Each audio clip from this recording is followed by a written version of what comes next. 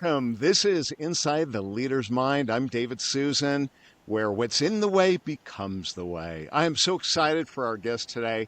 I have Tom LeNoble.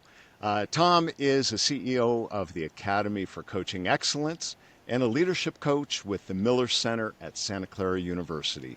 He's a former executive with Facebook, which that's amazing. I got to tell you about this story. I'm going to let him tell you about that. Walmart.com, Palm MCI, and he now mentors leaders and entrepreneurs worldwide. He's the author of the upcoming book, My Life in Business Suits, Hospital Gowns, and High Heels. I'm dying to hear about that. And Tom shares powerful insights on leadership, resilience, and reinvention. And having survived multiple life-threatening diagnoses, he lives by his conviction, I'm still here. Please welcome Tom LeNoble. Hey, Tom. Hello, David. It's great to be with you. I've really been looking forward to this time with you. Oh, likewise. We had a little brief chat of an introduction before, and I am so excited. You know what? I want to start with one of the most fascinating things that I heard you share with. Actually, there's a lot you shared with me right in your intro, even. But you told me something about Facebook. Tell me a little bit about your experience at Facebook. Well, I was sitting at my desk at Palm where I ran global service operations, and I got a phone call from a recruiter one day. And they said they were from a little company called Facebook, which was still in colleges, and I had no idea what it was. And so I thanked them and told them I was working my dream job, traveling around the world, and hung up the phone. And a friend that I used to work for, who's a VC in the Valley, called and said, I referred you to Facebook and you didn't talk to them. So I ended up reconnecting, and I interviewed with Mark Zuckerberg when he was 19 My and gosh. showed up to their office, which was a very small office on top of a sandwich shop in Palo Alto. And I showed up in a suit, and as I scaled the stairs and I got to the top, as I looked across, what I was seeing in my suit was murals, graffiti art of women's breasts. And I came around the corner to seeing a few liquor bottles and about 15 people, all young enough to be my child. And I ended up in a conference room, and Mark showed up in his signature t-shirt, sandals, and shorts at the time, and I'm still in my suit thinking I need to take something off. And ended up taking off my jacket and having a really engaging conversation with him, and went to Facebook. I was in the first 100 employees, I think 57, but who's counting, and set up all their customer operations, user operations, and some other key things that were going on at that time, and was part of their exponential growth, which was so much fun. But one of the great things was I literally was old enough to be everybody's father. Everybody working there was fresh out of college, deferring law school, business school, and here I was, literally old enough to be everyone's father, which was a wonderful, wonderful experience. And to be part of that high growth was amazing. And to work close to Mark for a while was really great, and growing of the company as fast as it was growing. It is just crazy. So, this is inside the leader's mind. Don't throw anyone under the bus, but I am curious. 19 years old, CEO of a company which becomes, what it is today. What was leadership like back then, especially when you got a 19-year-old managing you who had already had some leadership roles? What You was the know, it was leadership like? it was an interesting time, David. It's a really good question because there were four of us that were brought in around the same time, that we'll just call it that we were more seasoned. I was called the adult in the room often, and but Mark, who was clearly a brilliant man, there were times I was talking to him that it would feel like there were like five computers going at the same time as his brain was when you were talking with him. And I think a reluctance often to do anything that was even resembled something corporate, which was always interesting. And but it was fascinating because, for me, it was an exercise in how to be present with people that were brilliant. These were really, really brilliant people: Stanford, Harvard, Brown, Yale, others that were just amazing. And working with them and hearing their ideas and how they saw things, I was fascinated with how this group of people were willing to share information. I mean, we just, my generation, we didn't share anything and we were told not to, right? And all of a sudden, everybody's sharing everything. And it was fascinating. And there were some people working there that were also young, very accomplished already, but still very young. And that was the energy that was going on. And it was the growth was so incredible, and sort of that feeling we can do anything, we can grow anyway, we can keep going and prove that we could. I mean, look at what happened. I know it's crazy to think that you did that. And even Palm, you were there at the heyday of MCI too. Is that right? I was. MCI was early on. I remember I went to interview with them, and it was for a part time job. I don't know what I was buying, but I needed some extra money. I was actually running a clinical lab, of all things, in a psychiatric hospital. And I got the itch of this wonderful company, literally one of my favorite I've ever worked for. When I got there were phone books everywhere, literally everywhere, because back then everybody was dialing with codes. And about that time is when good old Judge Green made his statement and ruling that everyone got to dial one. But until then, it was selling codes. It was a fascinating time, another time of really high growth. I've been really lucky to be in a number of companies when they were in that infancy stage. Even Walmart.com was fairly new when I got there.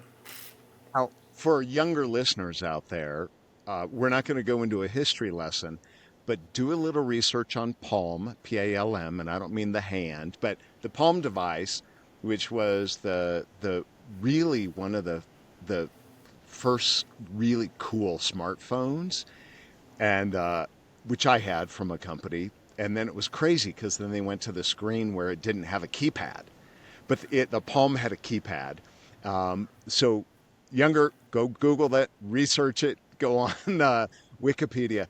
And then if you don't know who MCI is, they exploded with, I think it was deregulation, right? Is what Yes, caused they that. led that. In fact, I was in Bill McGowan's office, the founder. I had traveled to Washington and I got chosen to work on this project for that was supposed to be 3 months, and I lived in a hotel for 9. And his secretary at the time, who when she started, she worked for stock, so she did just fine in the world, right? But she snuck me into his office. He was out of town, and I actually saw the check that had more nines than I've ever seen in my life on a check that they had gotten from this breakup of the bells. And it was fascinating. It was a fascinating time of technology. That's just crazy. So do a little research if you're listening and you don't know who they are. So I want to jump forward to what you're doing today and what led you to do what you're doing today. Well, I took coaching, oddly enough, back in the late 90s. I took all the curriculum we teach today. So I took coaching from the company that I am the CEO of today. And back then, there was no coaching academies. There was no International Coaching Federation. If you talked about coaching in the workforce, people thought you were, coaching a softball team after work. And so we bucketed it under employee development. But I got the bug back then of this idea of holding the space for people and what I do to realize their goals and dreams and take action towards them was really the thing that I was focused on. And fast forward to today, I do a lot of coaching of executives, founders, nonprofits, executive directors of nonprofits and their teams on everything from leadership to structure to operations, all sorts of things that are really great. That the wisdom and the experience I had over the years serves me well. But I love being in the coaching arena and sharing and finding people. I have this thing in my practice I call the Haystack Method. It's like finding a needle in a haystack. Well, I believe people have their own answers. I don't. Their answer is the needle. My job is to help them hold a space to clear away the hay so they can find their answers, that needle. And I love that metaphor, that analogy, whichever it is, or of removing the hay. So instead of digging for the needle, it's pulling away. Tell me a little bit more about that. Well, we work. It's interesting enough. It's called an ontological model, Most people don't know what the study of ontology is, which has been around forever. So psychology is the study of your thoughts, your dreams, your mind. Cosmology. Well, ontology is the study of being. So in the work we do, we're not interested in what happened at 5 or your last relationship. We're interested in how you're being and how that relates to reaching your goals and dreams and what you came here to do. So for me, the Haystack Method is one of those things where I don't think I have your answers. In fact, if I'm doing my job and I think I see your answer, I don't tell you. My job is to hold the space and get you to surface and find your answer by clearing things away. I love this model. I use it in my life. So people will come to San Francisco to visit and they'll go, oh, I hear it's a city of neighborhoods. Where should I go? And, my mind goes to, let me tell you where not to go. And then you'll figure out where you want to go, right? Let me tell you where not to go. So that's what I do in my coaching. So it's really great. I have everything from people who have lost their job and are looking and trying to find the next path, to people that are retiring and they don't really want to retire from working or the next version of themselves, but they want to find out what that might be. I spoke with someone today who has a role that's in a startup, very high level, that is really undefined, because in a startup that often happens, and sharing with her that the possibility, how wonderful it was that she could define the role herself while she's waiting for somebody else to do it. What if you just define it yourself, and what would that look like?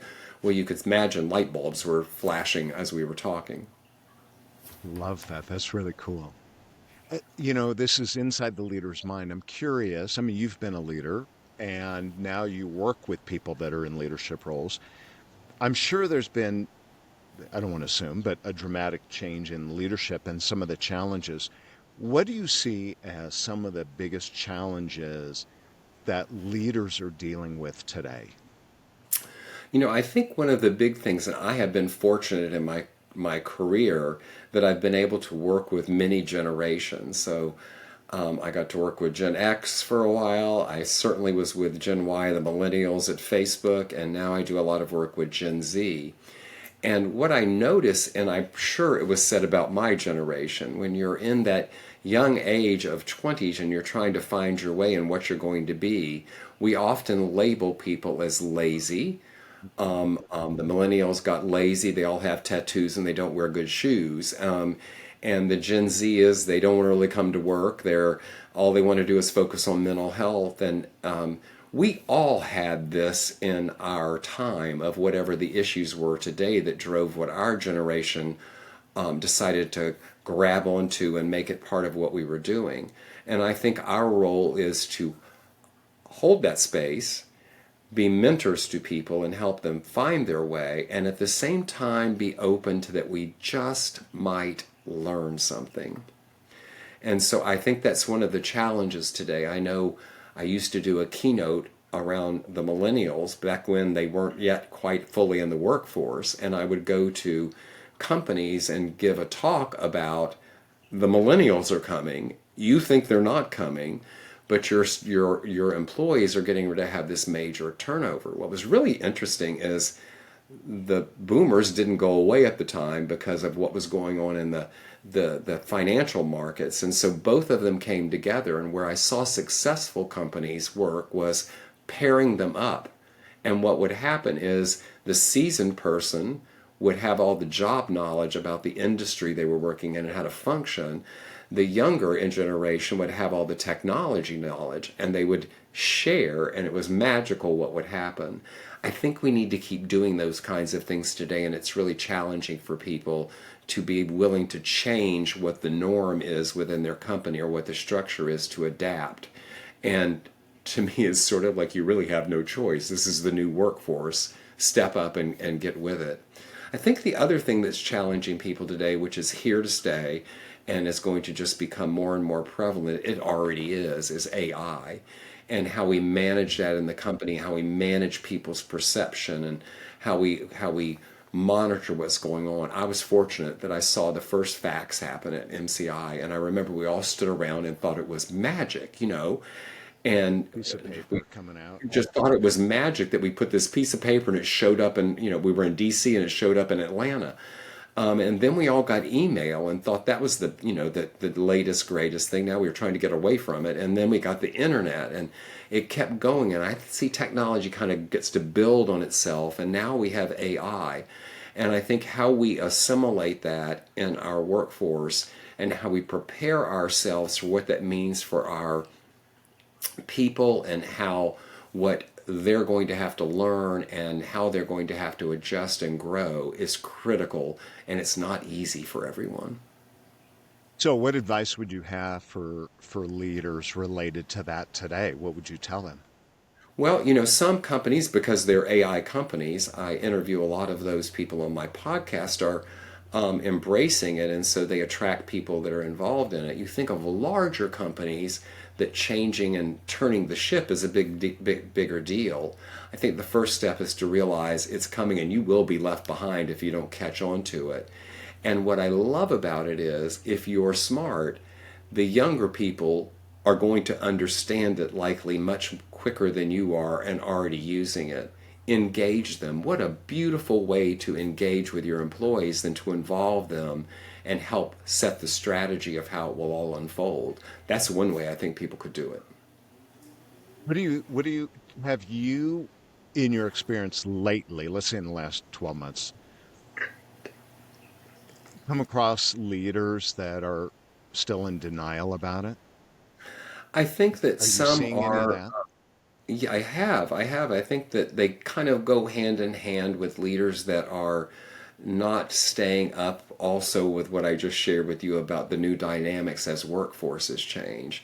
And it makes it difficult for them, and they either surround themselves with people who can, or they end up realizing it's time to do something new because it is what's happening. I've talked to people and what's happening with AI from healthcare to psychology to therapy with AI and things that we all want to go, what do you mean?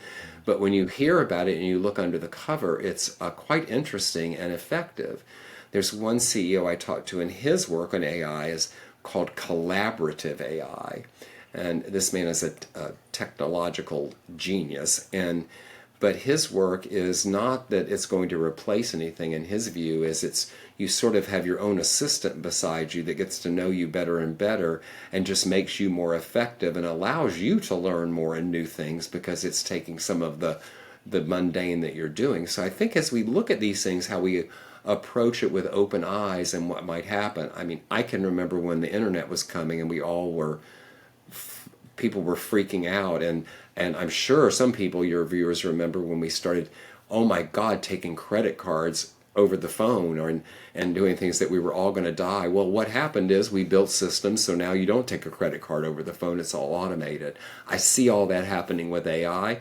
Just like with technologies in the past, you have a plethora of them that somehow get toned down to a very few winners and some that are tributaries. That I think we'll see that eventually happen with AI too, but it's yet to be seen.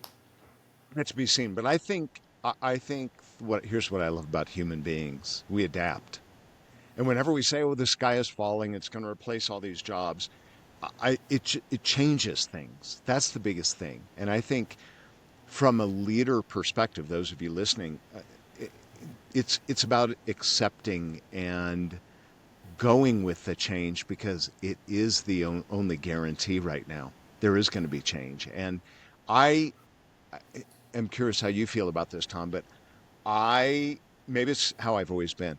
I love change. I embrace it. I get excited about the Palm and then the new iPhone and the new Android and the new internet and the new, all this. I love it. And it is just maybe because it stimulates my brain. And I've never feared away from technology because I think it's that acceptance of it's here to stay, and either like you get on the ship, you get on the train, or it's going to leave without you. Well, I think you're speaking of something, David, that's really interesting about how we are as human beings. There's sort of a spectrum, I'll call it the change-o-meter spectrum, because there are some of us that are what we used to call early adopters of technology, and there's those of us that forever are staying behind and aren't getting anywhere near it because of our own innate how we feel about change. And as you just said, and I believe wholeheartedly, change is one of the only constants there are. Everything is changing. Things are changing right now as we're speaking at some level. And so not to embrace it, I think, is kind of putting your head in the sand a little bit. But some people don't want to change. They don't want to change. They like what they've got and they want to keep it there. Yeah, it's true. I read something fairly recently where they said the thing about AI, and I don't want to make this all about AI, but it's impacting leaders, it's impacting corporations more dramatic than anything ever because of the speed. But what's the article talked about is how for the first time in our lifetime, you can have a 15-year-old no more than someone who's been in business 30, 40, 50 years. And it is an eye opener. And I think that is what I think is the greatest fascination, but also risk, because a young generation, I mean, someone who's coming up, they can be more knowledgeable than the people who've been in business. They will be. In fact, I've had parents tell me that their kids, they already know their kids are smarter in this area than they are. And some parents who are very concerned their kids will lose their brain power.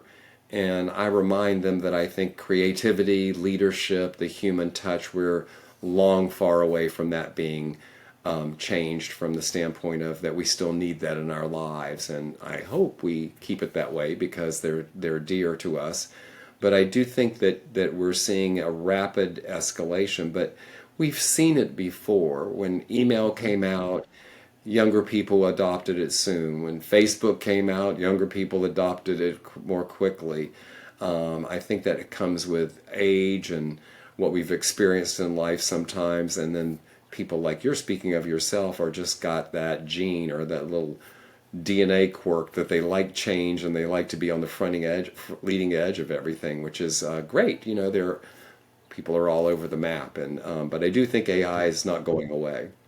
Yeah. And I'm going to share this because I haven't talked about this out loud anywhere, published it, wrote about it, blogged my book, anything. So I'm going to share this, just kind of an opinion. I remember when desktop publishing was going to replace artists. It was going to replace, graphic artists are going to be out of work. And the reality is, it is just a tool. They probably said the same thing about a hammer. They probably said the same thing about the electric screwdriver. Absolutely. It, it's just a tool, and yes, it can replace some jobs, right? So let's be realistic. There are probably some jobs, but there's still going to be more. I think there's always More opportunity, than enough. and it's just learning to accept that change. So Yeah, yeah, it's it's going to be fun. interesting that It's going to be that you fun. bring that up. I'll date myself a little bit now, but when I was at MCI, when I started there, everything was on paper, and we converted to computers. It was actually called SWOP, SWOP, Service Without Paper. Well, if you want to see a group of people thinking their life's going to end, they're taking their paper away and putting a computer on. And candidly, some didn't make it that weren't willing to go along with the change. But look at where we are today with computers. Yeah. Everybody has a computer and a device in their hand. So I think we adapt. I think we finally do, or we find something new to do. Yeah, yeah, absolutely. I want to shift gears just a little bit. You've been in leadership roles. Um, what I was like trying to get a feel for when people are in leadership roles. You are in a leadership role now. What do you feel your greatest strength is, or has been in the past as a leader? There's a few things I'll share with you. One is I have a deep belief that our people, our employees, are the key to the success of a company. And how we treat our employees, how we nurture our employees, and that means including them in ideas, that means having them have a seat at the table is critical. I think the other thing that happens is a willingness to listen. So many people that I speak with listen, and while they're listening to what's being said, they're thinking of how they will respond. They actually, what I think is going on is they don't trust themselves to respond spontaneously, which we do all the time. Right. I think one of the best things we can do today is when we're engaging with somebody is to truly listen and trust that we're going to respond appropriately, or we can say, let me repeat back to you what I heard, but to pay attention and listen, because here's the kicker. People know when you're not listening to them. They do. They do. The nonverbals, the intuition. Yeah, they know. They know. And I think the other thing that I find is that it is a time where we must realize that there's things have changed from the standpoint of transparency, where in generations past and workforces past, things like salaries and comp and those kinds of things and company secrets were kept hidden. Today, younger people demand that transparency. And I think by not doing it, you're missing out on how this younger workforces work and respond and want to be involved. And not allowing them to do that is like the millennials love to work in groups. That was a big thing I can remember being at Facebook. If you didn't let them work in a group it's how they grew up. And when you tried to stifle it in any way, you saw it in productivity, you saw it in ways that they weren't. The other thing would be that you give them the problem. Here's what we're having an issue with. I'd like for you to go away and come back and tell me what we do about it. Every time I did it with that group of people, I was beyond surprised at what they brought back of things. So we need to be willing to know that we don't know it all and still be willing to be a leader while being a learner. Love that. Love that.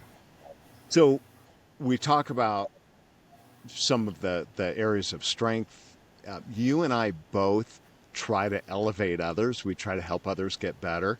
So I always have a question for my guests, and I love to see what's an area that you personally want to get even better at.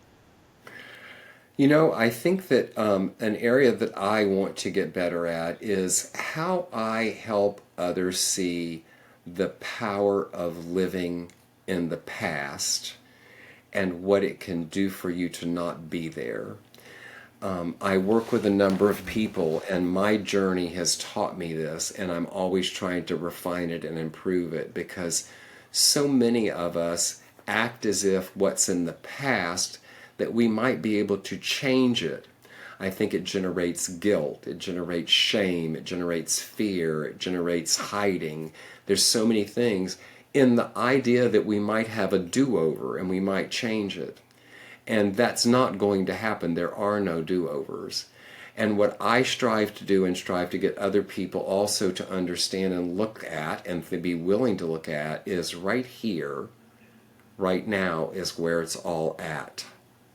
If you can learn from it, great. Otherwise, you're going to miss something right here today. We can get too far in the future other than making sure there's gas in the car or it's plugged in, or there's food in the refrigerator, or the light bill's been paid, whatever it is, those things have to happen. But getting too far, you're missing what's happening right here and now. And as I like to say, we woke up this morning. Some people didn't. Yeah, it's true. It's true. I'm going to shift gears and have you tell me a little bit about your book. Well, the book has taken a life of its own. It's going to launch on November 4th. Thank you for asking. And it's called My Life in Business Suits, Hospital Gowns, and High Heels. And it takes what the mission for the reader, it's a memoir that's a bit of a little self-help, is to help us see that we have some disparate parts of our lives, and some of those parts we may find that they were outrageous, or we feel shame about them, or maybe we just think somebody would never understand. But the sum of those parts are who you are today, and without them, you would not be who you are today. The wisdom that you gained along the journey is what made you who you are today. So my book talks about the corporate career. We've talked about that a bit. My life in hospital gowns. I have 2 life-threatening illnesses, 3 months to 6 months to live 3 times. I've lived with metastatic cancer the last 13 years. And as you said, yes, I proudly say I'm still here. Of the lessons from all of that in risk, resilience, and reinvention. As I like to say, Maya Angelou's quote, every storm runs out of rain. Indeed, the sun was shining during the storm, you just couldn't see it. And when the rain dries up and the storm passes, it typically leaves very fertile ground. And what I'm interested to ask people is, what are you going to plant? And the high heels, you're going to have to read the book. The great teaser. I love that. And I wish I may do another podcast, but I would love to dig in more, even about the health, how you survive. Not probably no time on that today, but there's so much I would love to I'd love peel to back the share it with onion you. on. Yeah, I would love that. I want to end with one last question for you, and it's a question I love to ask all my guests, and that is, what is a question you wish people would ask you that they don't? Ah, that's such a good question. And it actually dovetails on exactly what you just said we'll talk about in a later podcast. So I'm going to give everybody a teaser. People say to me, Tom, why do you think you're still here? And I love answering the question, and I wish more people would ask it of me because I had great medical care. I had access to treatment. I'm not a minority. But there's one thing I know to be true about why I'm still talking to you today. I believed I could. And what I would love people to ask me is more about that power of belief and what it can do in our lives, about resilience, which I see as a muscle just like your bicep or tricep that you exercise. It's not about just falling down and getting back up. It's about how you grow from it. You know, people tell me their life is running along like this. Well, that sure looks like a flat line to me.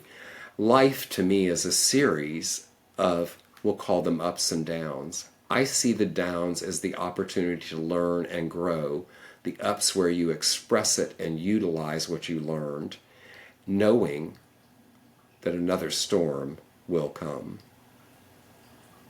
That's beautiful. That is beautiful. How can, wrapping up here, final thoughts or how people can reach you or your book, any of that? Well, you can reach me at my website, www.tomlenoble.com, and certainly on LinkedIn and all the socials. And I'd love to hear from anyone you can find. In fact, you can get the sneak peek of the book if you just go to the website. It's right on the home page. You can get a chapter and get a teaser for yourself if you're interested. And I'd love for people to reach out and find me there. David, you got to remind me to tell you one day the story about when I left Facebook and I told Mark Zuckerberg, I want to see you in 10 years. And he looked at me and said, why, you're leaving? I said, just want to see how it turned out, see how you turned out. I was sitting at my desk 10 years later, forgot all about it, and up popped a Facebook message that said, still want to have lunch? No way. I asked myself, do I want to have lunch with the fifth richest man in the world at the time? He's now the third. I said, heck yeah, I'm going to have lunch with the fifth richest man in the world. So I did. It's a great story I'll share with you sometime. Is that in the book? No, it's not. That would be a good story. Too late now. Too late now. In the Too late revision. now. In the revision. Well, and I want to spell your name just in case people are listening. And its name is Tom LeNoble. Did I get that right? That's correct. And that's the website, TomLeNoble.com. And So, you can reach me at well, resilience@tomlenoble.com. So, resilience at TomLeNoble.com. Well, Tom, yes. it has been a pleasure. You gave me some teasers, so now I've got to follow up with you or on another recording. But thank you so much for being with me. And those of you listening, I so appreciate you. Thank you so much. My name is David Susan, and this is Inside the Leader's Mind. Goodbye.